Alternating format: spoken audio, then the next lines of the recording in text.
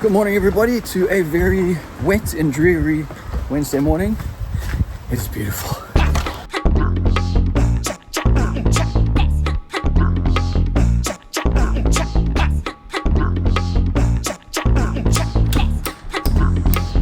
On the agenda today, I've separated the thick boards from the thin boards, and I'm going to start running these through the thicknesser to start getting them, the thick boards all to the same thickness, and then these thin boards, I'm going to start getting them to the same thickness and then gluing them together and then getting them to the same thickness as this. So a lot of thicknessing, let's get into this. Having a bit of trouble with this thicknesser since I did some maintenance on it, which isn't exactly a good indication of my maintenance. If I fire it up, listen to this. It's like a rattling in it that is not right. Well, at least it was never there before. I'm worried it might be the belts. Maybe I've made them too tight. All right, let me listen those up. All right, I've been using for a bit more now and the buzz has come back. This does need to be looked at. Listen to this.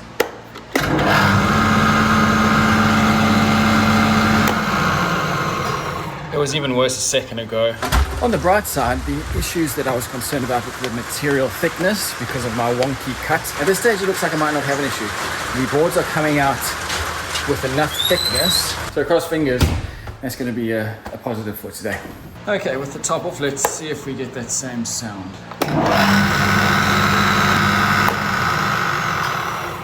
We are. I don't know where to go from here. All right, I figured out the problem.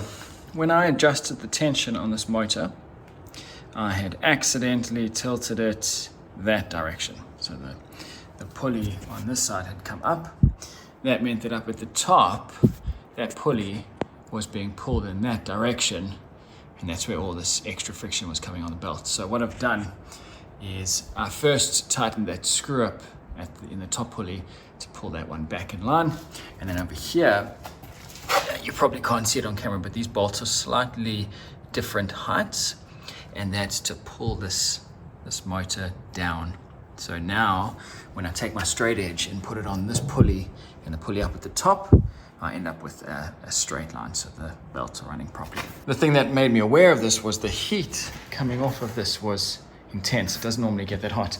So what's happened is the tracking of the belts, or with those two pulleys out, the tracking of the belts, it's not tracking properly and it's generating all this extra heat.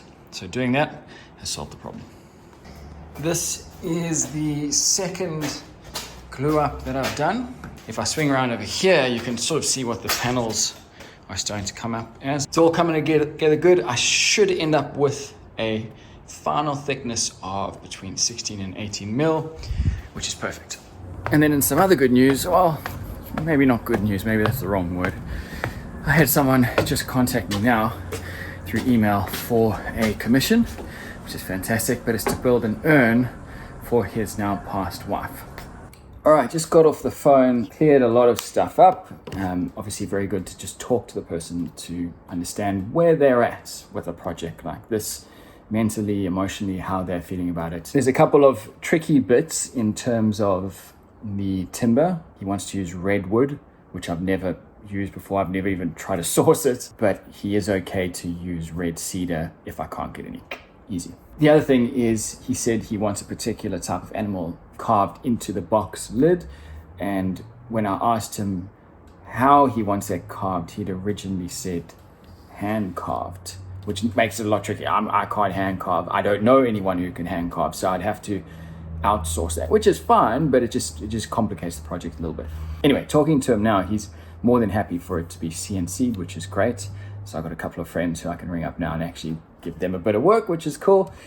And that's going to make that a lot easier. So really, this should be a very simple, straightforward project. The box design itself all he said is rounded corners. So the brief is straightforward. I can really do what I want with this. So I'm going to start working on the design and come up with something, send it to him, and then if he accepts it and accepts the quote, then we're off. This is a different project, but I'm excited.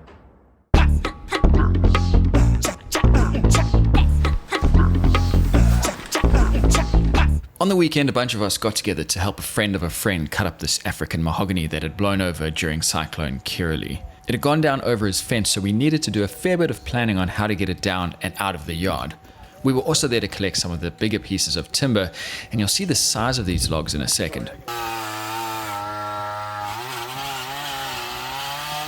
And of course, everyone was totally professional and supportive. Just cut it. What are you doing? Any day now. So what do we? If you had your safety thongs on, you'd be right. 10 minutes in and we've already fucked something up?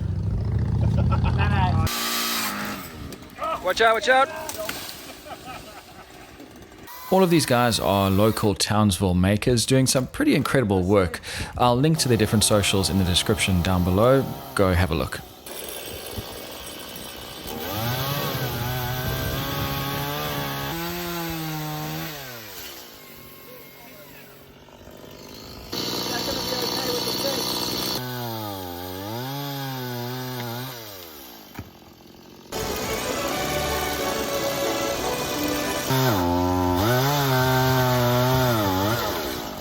Now we're getting onto the meat of it here. You can get a sense of the size of it. Feel me, Robin, feel me! Without this help, we wouldn't be anywhere. Still got a whole tree to go. This was the main trunk, and it was held up by the roots and the far end of a limb. So it was a stack of weight that needed to be propped up before any cutting happened. You can see how long it took me to get through this log. It was, it wasn't small. You only get one. Not really doing anything. Yeah, go Luke, go. Put your back into it. This last cut was the most sketchy because not only was it the most weight coming down, but also because the root mass was likely going to spring back as the cut went through. And you'll see in a second how the log rolled. We knew it was going to roll towards me, but we just didn't know by how much.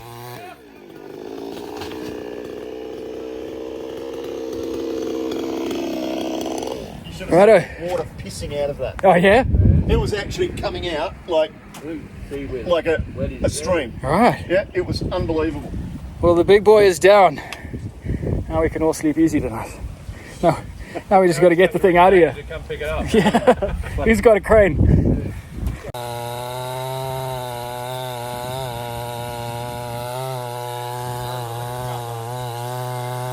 This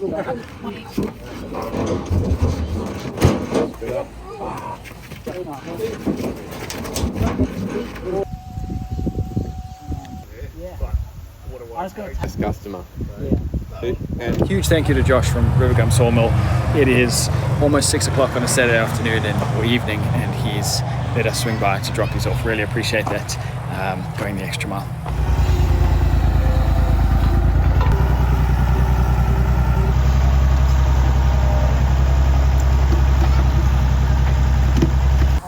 I'm still renovating the house, so I'm definitely not in. Done and dusted. Time to head home.